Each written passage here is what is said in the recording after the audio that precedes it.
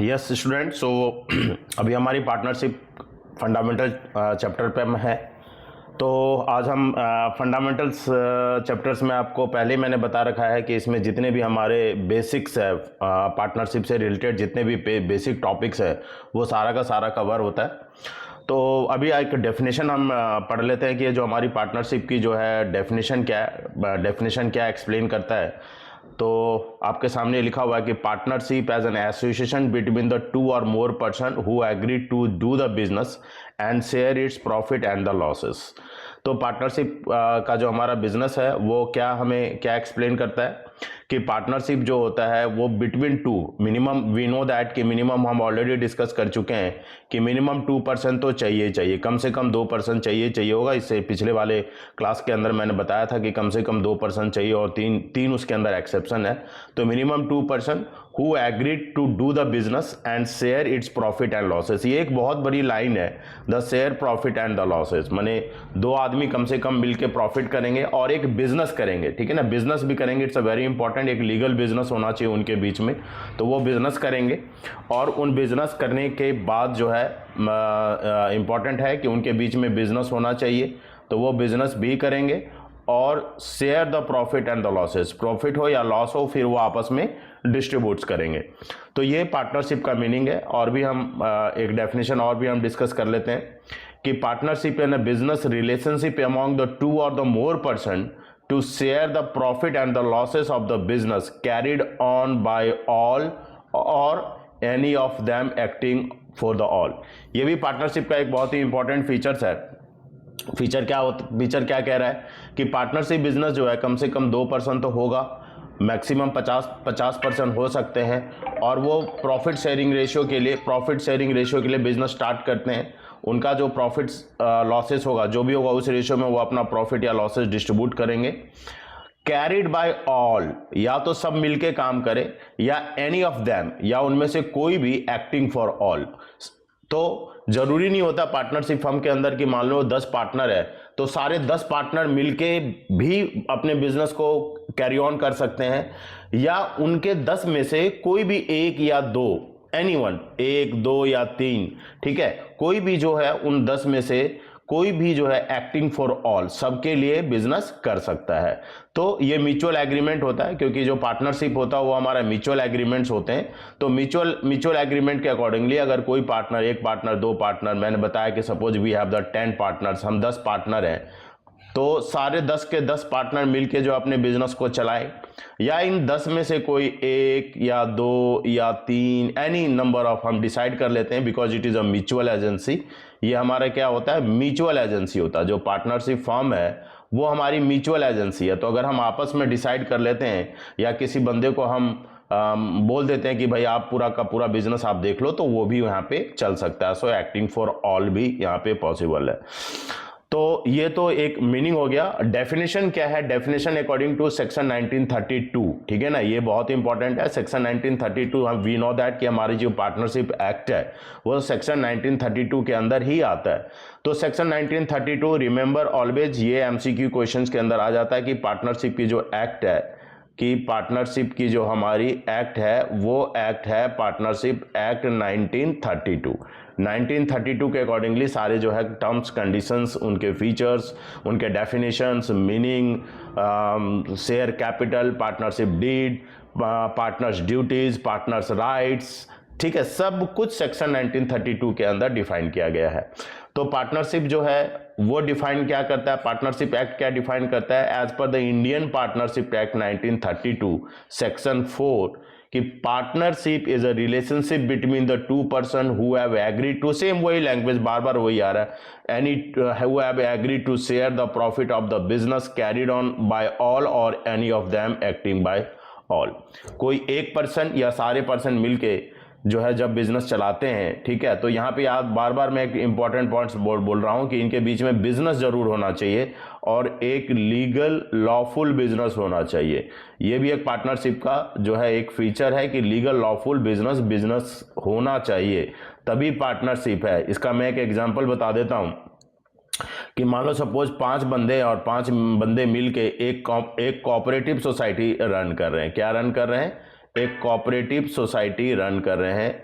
या एक मतलब जो है अब ये कोऑपरेटिव सोसाइटी, तो कोऑपरेटिव सोसाइटी के अंदर क्या होता है, बंदे तो 5 है, तो एज पर द पार्टनरशिप मिनिमम 2 पर्सन होना चाहिए, तो 5 बंदे हैं, बट वो पांचों बंदे मिलके कोऑपरेटिव सोसाइटी चला रहे हैं। तो कोऑपरेटिव सोसाइटी में कोई भी जो है नो बिजनेस, इसके अंदर कोई बिजनेस नहीं हो सकता है, क्योंकि कोऑपरेटिव सोसाइटी का मीनिंग ही है कोऑपरेशन, सोसाइटी के वेलफेयर के लिए काम करना। क्या होता है कोऑपरेटिव सोसाइटी? सोसाइटी के वेलफेयर के लिए काम करना, जो सोसाइटी है उसके वेलफेयर के लिए काम करती है। तो इसमें कोई बिजनेस नहीं है, तो बिजनेस नहीं है तो पार्टनरशिप नहीं कहलाएगी। ये मैंने इसलिए डिस्कस कर लिया क्योंकि ये बोर्ड का एक क्वेश्चंस आया हुआ टॉपिक है, इसलिए हमने इसको यहाँ पे डिस्कस कर लिया। तो these all are the basically important concept. ये हमारा एक इंपॉर्टेंट टॉपिक है जो अभी हमने यहाँ पे डिस्कस कर लिया है। तो नाउ लेट्स डिस्कस इसके आगे की टॉपिक और हम डिस्कस करेंगे। फिलहाल आज हमारा जो है मीनिंग, हमने एक बार मीनिंग को क्लियर कर लिया है कि पार्टनरशिप की मीनिंग क्या कहती है। एक बार फिर से हम फास्ट ट्रैक पे ले जाते हैं। Partnership is association between the 2 or more person, maximum 50% who agree to business, share profits and the losses, ठीक है। and the partnership is a business relationship among the 2 person to the share profit losses of the business carried on by all or by them acting for all। Reason मैंने आपको बता दिया, अगर 10 partner है तो सारे 10 मिलके काम करें, या उनमें से कोई भी 2-4 पार्टनर को हम रेस्पॉन्सिबिलिटी दे देंगे तो वो बाकी पार्टनर के बिहाफ में भी वो फर्म में काम कर सकता है। तो this is the basically meaning and definition of the partnership. इसके बाद हम फीचर्स के ऊपर डिस्कशन करते हैं। सो नाउ लेट्स स्टार्ट करते हैं फीचर की। फीचर क्या है हमारा?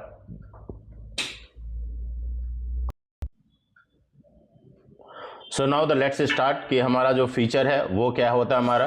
तो फीचर के ऊपर अभी हम डिस्कशन करने वाले हैं, और ये जो फीचर है, following are the main essentials, ठीक है, ये हमारे कुछ फीचर्स हैं, तो उसके बारे में हम डिस्कस कर लेते हैं। पार्टनरशिप ये पता होना चाहिए, following are the essential feature of the या characteristic of the partnership.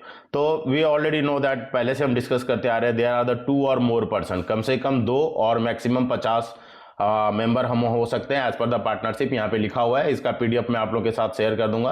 Hair the firm can not exceed the 50 and minimum the 2 person, कम से कम 2 और मैक्सिमम 50 पार्टनर हम हो सकते हैं। उनके बीच में पहला हो गया, ठीक है। उसके बाद उनके बीच में जो है एग्रीमेंट्स होना चाहिए। रिमेंबर, उनके बीच में क्या होना चाहिए हमारा? एग्रीमेंट्स होना चाहिए। एग्रीमेंट बहुत ही एसेंशियल है, उनके बीच में एग्रीमेंट्स होंगे। और पार्टनर, क्योंकि याद रखना एग्रीमेंट क्यों जरूरत होता है, तो एग्रीमेंट ये होता है कि कम से कम 2 पर्सन होता है। 2 पर्सन मतलब 2 पर्सन, देयर 2 माइंड, दोनों के 2 सेपरेट सेट ऑफ माइंड होंगे। जरूरी नहीं है कि दोनों के माइंड बिल्कुल एक होंगे, बट उन दोनों का सोचने का तरीका अलग होगा, ठीक है ना। अगर 2 पर्सन है तो दोनों का जो सोचने का तरीका होगा, ये है भाई साहब राम और ये है भाई साहब श्याम, ठीक है ना, ये है श्याम।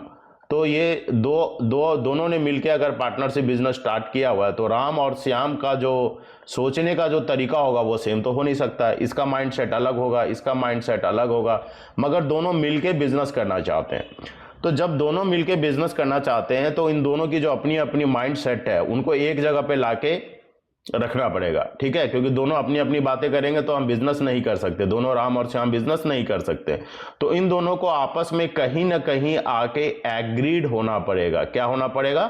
एग्रीड होना पड़ेगा। कुछ बातें ये अपनी पास, राम अपने पास रख लेगा और कुछ बातें श्याम अपने पास रख लेगा, और दोनों मिलके जिस कंडीशन पे तैयार होंगे, जिस एग्रीड पे, जिन बातों पे एग्रीड होंगे, तभी आगे उनका पार्टनरशिप फॉर्म चलेगा। So there is the agreement is the must essential. Agreement जो होता है वो बहुत इंपॉर्टेंट है दोनों पार्टनर के बीच में। अब यहाँ पे जो एग्रीमेंट होता है हम आगे डिस्कस करेंगे। We have the 2 type of agreement. The first one is the orally agreement. जरूरी नहीं है कि आप रिटर्न एग्रीमेंट ही कराओ, पार्टनर आपस में ओरली एग्रीमेंट करके भी बिजनेस स्टार्ट कर सकता है। और दूसरा जो है that is a written agreement. और दूसरा जो हमारे पास एग्रीमेंट है वो है हमारा रिटेन एग्रीमेंट। तो पार्टनर आपस में ओरली एग्रीमेंट भी कर सकते हैं, मतलब कोई डॉक्यूमेंट नहीं बनाया, कोर्ट नहीं गए, कोई रजिस्ट्रेशन नहीं कराया, आपस में डिसाइड किया, बात किया और जो है अपना बिजनेस स्टार्ट कर दिया। तो इसके कुछ डीमेरिट्स है, कुछ मेरिट्स है जो आगे चल के हम डिस्कस करेंगे। और रिटेन एग्रीमेंट जब होता है, जब पार्टनर आपस में अपना रिटेन एग्रीमेंट करता है, ऑन दैट केस यहाँ पे एक पॉइंट आता है बच्चों, and that is non as partnership deed exist.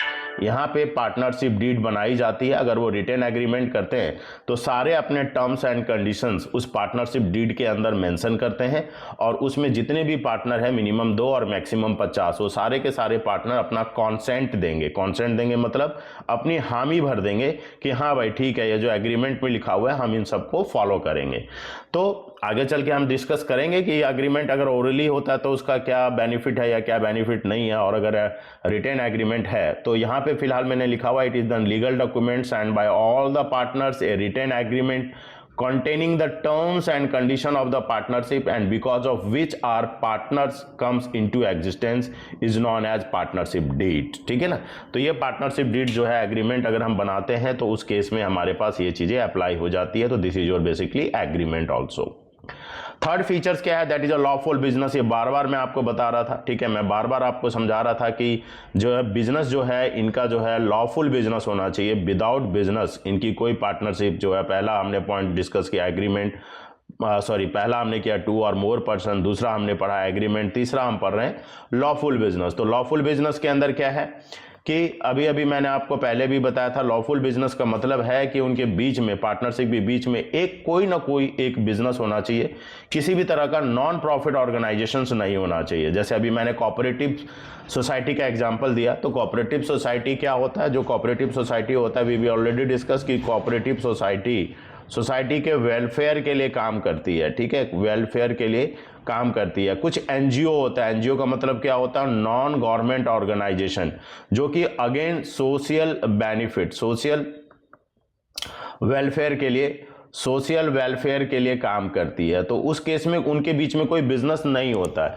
मगर पार्टनरशिप ऐसा नहीं है, पार्टनरशिप में एक लॉफुल बिजनेस होना चाहिए। सो ये partnership is a form to a lawful business which include a trade, vocation and profession or any type of charitable institution running as a not profit organizations not be considered as a business। किसी भी तरीके का अगर कोई non profit organisation है, charity institutions है, तो वो हमारा पार्टनरशिप नहीं कहलाएगा, चाहे बेशक उनमें से 2 और चाहे उसमें से 10 आदमी काम करे, उनके बीच में एक लॉफुल बिजनेस होना चाहिए। This is one of the important features, ये एक इंपॉर्टेंट फीचर्स है। उसके बाद जो नेक्स्ट हमारा जो फीचर है, as usual this is the profit sharing ratio. Partnership बनाई था, किस लिए बना है भाई, पार्टनरशिप जो है बिजनेस इसलिए कर रहे हैं कि इन फ्यूचर में जो भी उनका प्रॉफिट होगा वो आपस में बांट लेंगे। सो ये पार्टनरशिप एग्रीमेंट से क्या स्पेसिफाई करता है, how the profits and the losses of the fund will be share by the partners. ठीक है, तो यहाँ पे आगे चल के आएगा वर्ड पीएसआर मतलब होता है प्रॉफिट शेयरिंग रेशियो। तो पार्टनर के बीच में जो है उनका प्रॉफिट शेयरिंग रेशियो जो है as a agreement, as a deed mention, अगर डीड बनाया है तो डीड में मेंशन होना चाहिए कि उनका रेशियो क्या होगा। मान लो 3 पार्टनर है तो उनकी रेशियो 3:2:1, 5:3:1। ठीक है, इस तरीके से इनका डीड में एग्रीमेंट्स जो है उनका प्रॉफिट शेयरिंग रेशियो लिखा रहेगा। और अगर बार बार मैं ये कह रहा हूं कि नो डीड, और हम बिना डीड के भी काम कर सकते हैं। अगर नो डीड है और अगर 3 पार्टनर हैं ABC, अगर 3 पार्टनर है और डीड नहीं बना है तब भी प्रॉफिट तो बटेगा ही बटेगा। On that case the profit will be divided equally. वहां पे प्रॉफिट जो है तीनों पार्टनर 1:1:1 में बांटेंगे। इसको हम डिटेल में और जाके डिस्कस कर लेंगे। तो ये हमारा जो है थर्ड पॉइंट्स हो गया कि प्रॉफिट शेयरिंग रेशियोज के बारे में लॉफुल बिजनेस होना चाहिए और प्रॉफिट शेयरिंग रेशियो भी उनका होना चाहिए। नेक्स्ट फीचर्स क्या है हमारा पार्टनरशिप का, तो नेक्स्ट फीचर है business can carried by the all और any of by acting for all. ठीक है, ये हम पहले भी डिस्कस कर चुके हैं कि जो बिजनेस जो है वो कोई एक पर्सन या सारे पार्टनर मिलके अपना बिजनेस कर सकते हैं। सिंस द पार्टनरशिप, ठीक है, पढ़ लेते हैं हम, the since the partners are the agent as well as the principal of the firm, such business of the partnership firm can be carried on all by the partner acting for all. क्योंकि partnership के जो बीच में जो relation होते हैं, ये भी हम आगे चल के डिस्कस करेंगे, वो जो रिलेशंस होते हैं वो पार्टनर के अमॉन्ग्स के बीच में जो है प्रिंसिपल एंड एजेंट का रिलेशनशिप होता है। तो उस केस में कोई भी पार्टनर, कोई एक पार्टनर या सारे पार्टनर मिलके बिजनेस को चला सकते हैं। So this is the basically important features. ये हमारे कुछ इंपॉर्टेंट फीचर्स हैं जो कि हमने आज डिस्कस किया। नेक्स्ट क्लास में फिर नेक्स्ट क्लास के अंदर फिर हम और भी पार्टनरशिप से रिलेटेड, क्योंकि अभी हमारा फंडामेंटल चैप्टर चल रहा है तो इसके कुछ बेसिक कॉन्सेप्ट्स आपको अच्छे तरीके से आनी चाहिए, तो वो फिर हम नेक्स्ट क्लास के अंदर डिस्कस कर लेंगे। तो आप यहाँ पे एक पॉइंट, एक चीज़ और मैं आपको यहाँ पे फिलहाल बता दूँ। दिस इज़ द बेसिकली ये आपका जो अभी मैंने डिस्कस किया है उसके बारे में थोड़ा सा और डिटेल्स हम चले जाते हैं। तो ये हमारा पार्टनरशिप के बीच में जो अभी हमने डिस्कस किया, this is the key elements. ठीक है, ये हमारा की एलिमेंट्स है। यहाँ पे कुछ एक एक्स्ट्रा वर्ड्स आया, उनको भी हम डिस्कस कर लेते हैं। जैसे एग्रीमेंट तो हमने पढ़ ही लिया कि एग्रीमेंट होना चाहिए, बिजनेस एक्टिविटी होना चाहिए, बिना बिजनेस एक्टिविटी के जो है पार्टनरशिप नहीं हो सकता। म्यूचुअल एजेंसी, अभी मैंने वर्ड यूज किया था कि पार्टनर के बीच में आपस में म्यूचुअल एजेंसी होना चाहिए। और म्यूचुअल एजेंसी क्या है कि उनके जो रिलेशंस है पार्टनरशिप के बीच में वो प्रिंसिपल एंड एजेंट का रिलेशनशिप है। किसका रिलेशनशिप है? आपस में जो पार्टनर है प्रिंसिपल एंड एजेंट है। तो ये प्रिंसिपल और एजेंट क्या होता है, किस तरीके से वर्क करता है, मैं नेक्स्ट क्लास में आप लोगों को डिस्कस करूंगा। तो म्यूचुअल एजेंसी है, पार्टनरशिप को हम म्यूचुअल एजेंसी भी कहते हैं। प्रॉफिट शेयरिंग रेशियो ऑलरेडी हमने देख लिया कि जो पार्टनरशिप बिजनेस होता है वो हमारा प्रॉफिट शेयरिंग रेशियोज भी है। और नेक्स्ट है हमारा लायबिलिटी। जो पार्टनर का जो लायबिलिटी होता है वो अनलिमिटेड लायबिलिटी होता है। जितने भी पार्टनर हैं वो jointly liable for the debts and risking the personal assets. ठीक है, और पार्टनरशिप फीचर्स के अंदर ये भी एक आता है, जो उनकी लायबिलिटी है वो सारे पार्टनर मिलके ज्वाइंटली लायबल होते हैं फर्म का डेब्ट्स और फर्म्स के किसी भी लॉसेस को जो है रिकवर करने के लिए। So these all are the basically the key elements of the definition of the partnership model. ठीक है, तो आज के लिए हम फीचर पे ही रहते हैं, फिर नेक्स्ट क्लास में हम और भी जो पार्टनरशिप से रिलेटेड और भी इंपॉर्टेंट टॉपिक्स हैं उनको हम डिस्कस करते हैं। ठीक है, चलिए तो नेक्स्ट क्लास में मिलते हैं।